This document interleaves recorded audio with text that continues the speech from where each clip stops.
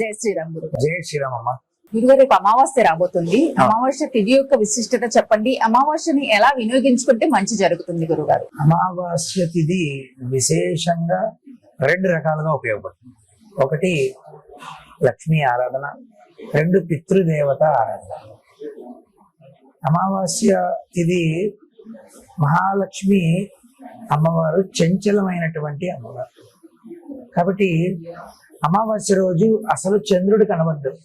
చంద్రుడు కనబడకపోవడం వల్ల మనసు, ప్రతి ఒక్క మనిషిలో మనసు అంతర్ముఖంగా ఉంటుందన్నమాట. దానివల్ల విశేషంగా ఆ రోజు చేయవలసిన ప్రక్రియలు ఏంటంటే, ఉదయమైనా పర్వాలేదు, సాయంత్రం తిథి ఉంటుంది కదా, తిథి తెలుస్తుంది కదా, ఆ దీంట్లోనూ దీపారాధన చేసుకోవాలి. ఇంట్లో మామూలుగా దీపారాధన. నేను ఏంటంటే పెద్ద గుమ్మడికాయలు పెట్టండి, గుమ్మడికాయల దీపం, ఇవన్నీ నాకు చెప్పట్లేదు. నేను ఇంట్లో అమావాస్య రోజు విశేషంగా దీపారాధన చేసుకొని లక్ష్మీదేవికి సంబంధించినటువంటి ఆరాధన చేసుకోవాలి. లక్ష్మీదేవికి సంబంధించిన అంటే అమావాస్య రోజు లక్ష్మీదేవి. నేను కొంతమందికి అయితే కనుక నేను విశేషంగా దీపావళి అమావాస్యలకి చాలా అంటే అన్ని షాపులకు వెళ్ళి పూజ చేస్తూ ఉంటాం. షాపులు పూజ చేస్తాం. లక్ష్మీదేవి విశేషం అన్నమాట. కాబట్టి ఏంటంటే ఆ లక్ష్మీదేవికి సంబంధించినటువంటి స్తోత్రాలు, లక్ష్మీ కవచం, అష్టలక్ష్మి స్తోత్రం, లేకపోతే లక్ష్మీ అష్టోత్తరం, లక్ష్మీ సహస్రనామావళి, ఇటువంటివన్నీ కూడా విశేషంగా ఆ రోజు పారాయణ చేసుకుంటే చాలా చాలా మంచి జరుగుతుంది. అదేవిధంగా అమావాస్య రోజు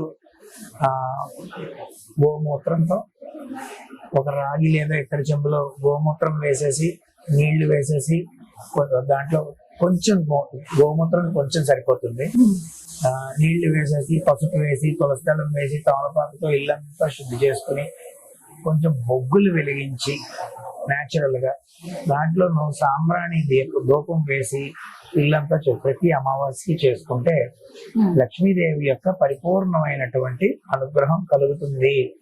అందులో తిరగలేదు.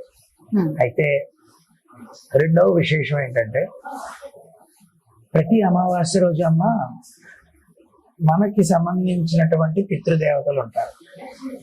ఒక వ్యక్తి కొన్ని కోట్లు పెట్టి పెద్ద హోమం చేయించాడు, చాలా పెద్ద హోమం చేయించాడు. కానీ దేవతలు అంటే పెద్దలు చెప్పిన మాట, దేవతలు ఏం చేస్తారంటే వీడి యొక్క హోమం చేయించాడు కదా, దాని యొక్క ఫలితాన్ని ఇవ్వాలా వద్దా అనేది పితృదేవతల వైపు చూస్తారు. చూస్తే పితృదేవతలు అసంతృప్తిగా ఉన్నారా, ఎన్ని కోట్లు పెట్టి చేసినా ఫలితం రాదండి. అందులో మొహమాటం లేదు. ఆయన శరీరాన్ని విడిచిపెట్టేశారు. మొదట్లో చేయవలసిన కార్యక్రమాలు ఏవో 11 రోజులు, 12 రోజులు చేశారు. అయిపోయిందంటే వదిలేసాం. సంవత్సరంకి ఒకసారి ఆయన మొహం చూస్తానంటే కుదరదు.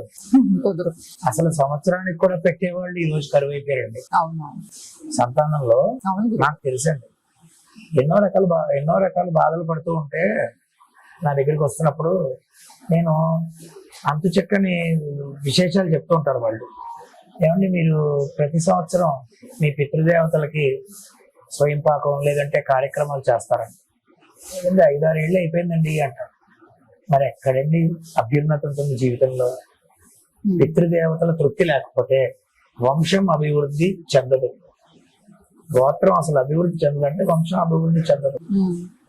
భయంకరమైనటువంటి ఆర్థిక ఇబ్బందులు పడుతూ ఉంటారు, అప్పులు పాలైపోతాయి, పిల్లలు ఎదుగుదల ఉండదు, పిల్లలు మాట వినకుండా దుర్వ్యసనాల బారిన పడిపోతూ ఉంటారు. ఇవన్నీ చెక్ పెట్టాలమ్మా. చాలా మందికి తెలియదు. మీరు అడిగారు చాలా మంచి ప్రశ్న. అమావాస్య రోజంట మన పితృదేవతలు ఎవరైతే ఉంటారో వారు తప్పకుండా ఇంటి గుమ్మం దగ్గరికి వచ్చి నించుని, ప్రతి అమావాస్యకి గుమ్మం దగ్గరికి వచ్చి నించుని, నాకు ఇన్ని నీళ్లు పోయిపోతాడా నా మనవడు అని చూస్తారు. మీరు గుర్తుపెట్టుకోండి నా మాట ఈరోజు చెప్పారు.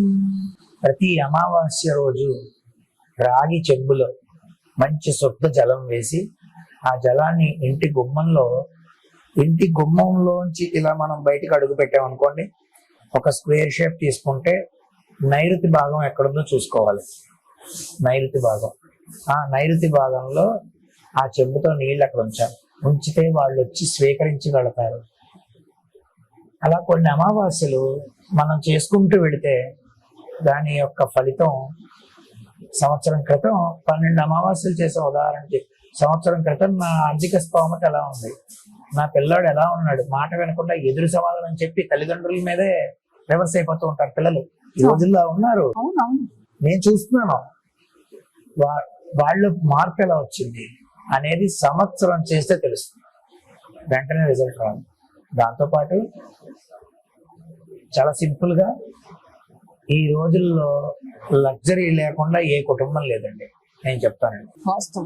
అంటే స్తోమత తక్కువ ఉన్నా కూడా లగ్జరీ ఉంటుంది. అప్పు చేసి లగ్జరీ చేసేవాడు కూడా, పోనీ అప్పు చేయకుండా వాడికి ఉన్న 1000 రూపాయల్లో 500 రూపాయలు లగ్జరీ చేసే వాళ్ళు కూడా ఉన్నారు.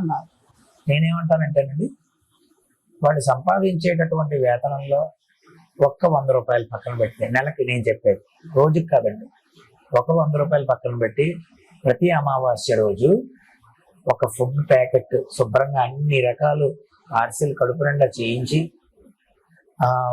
మంచినీళ్ళ బాటిల్, పెరుగు అన్ని సమృద్ధిగా ఒక స్వీట్ సంతోషంగా పెట్టి, పితృదేవతల పేరు జస్ట్ ఒక్కసారి వాళ్ళ నామని చెప్పి ఎవరైనా అనాథలకి ఒక్క అమావాస్య రోజు ఇస్తే, తర్వాత ఇంటి గుమ్మంలో నైరుతి భాగంలో ఈ నీటి చెంబును పెడితే దాని ఫలితం వాళ్ళు సంవత్సరంలో చూస్తారు. అందున ప్రతి సంవత్సరం వాళ్ళ తిథి, శరీరాన్ని విడిచిపెట్టిన తిథి ఏదైతే ఉంటుందో ఆ తిథి రోజు విశేషంగా 2 రకాలుగా చేసుకుంటారు. బ్రాహ్మణులకి స్వయంపాక దానాలు ఇస్తారు చాలా మంది, లేదు పిండ ప్రదానం చేసేటటువంటి దీంట్లో ఉన్నవాళ్ళు అది చేస్తారు. అది కంపల్సరీగా చెయ్యాలి, అది మనల్ని కాపాడుతుంది. అది చెయ్యకపోతే వచ్చే ఇబ్బందులు కూడా చాలా ఎక్కువ ఉంటాయి. చేస్తే వాళ్ళు మనకి జన్మనిచ్చి రుణం మనకి ఇచ్చుకోద్దమ్మా, చెయ్యాలి.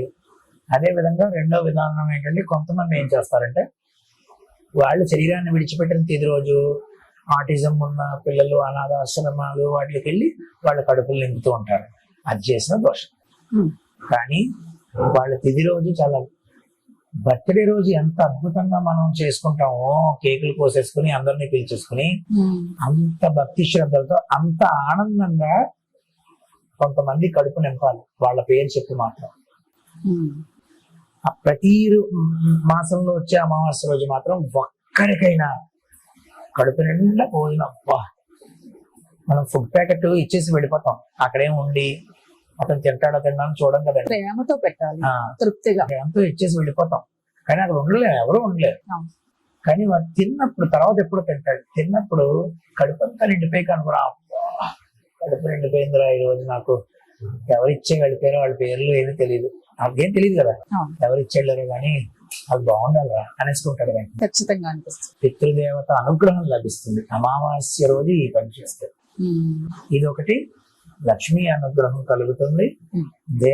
దేవ మార్గంలో వెళ్ళి దేవతారాధన, లక్ష్మీ ఆరాధన చేసుకుంటే మంచి జరుగుతుంది.